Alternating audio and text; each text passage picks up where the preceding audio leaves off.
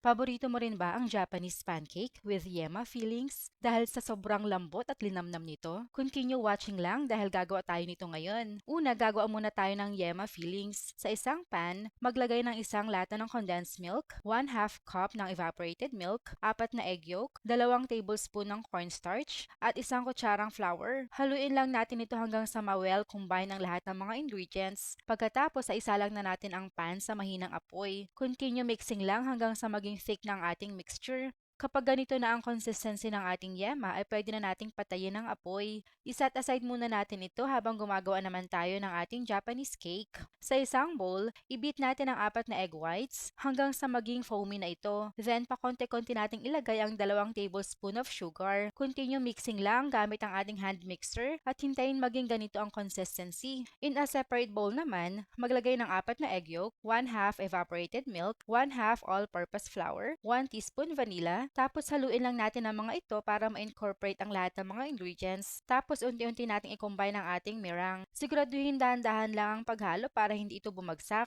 Gumamit nga pala ako ng ganitong pan para mas madali at mas maganda ang pagluluto natin ng ating Japanese pancake. Pwede ka rin kasi magluto rito ng 4 na pancakes ng sabay-sabay. Ayan, pinunasan ko lang ng butter yung bawat hole. Saka ako inilagay yung ating mixture. Konti lang ilagay nyo mga mommies dahil aalsa pa naman yan. Then naglagay ako ng yema sa gitna para sa fillings. Medyo napadaming ang lagay ko dyan mga mommies. Kaya kung gusto nyo ng hindi masyadong matamis, ay pwede namang bawasan nyo yung yema fillings. Ayan, tapos hinintay ko lang maluto hanggang ibabaw ng ating pancake. Then pinagpatong ko yung dalawang sides. Ayan, tingnan nyo naman mga mommies. Sobrang floppy ng ating Japanese pancake at perfect na perfect ang ating yema fillings. Kaya kung naghahanap ka ng merienda para sa inyong mga anak, ay subukan nyo na itong recipe na ito. Sobrang worth it ang paggawa nito dahil siguradong magugustuhan ng pamilya mo. At kung naghahanap ka naman ng pangnegosyo, ay pwedeng-pwede na din ito.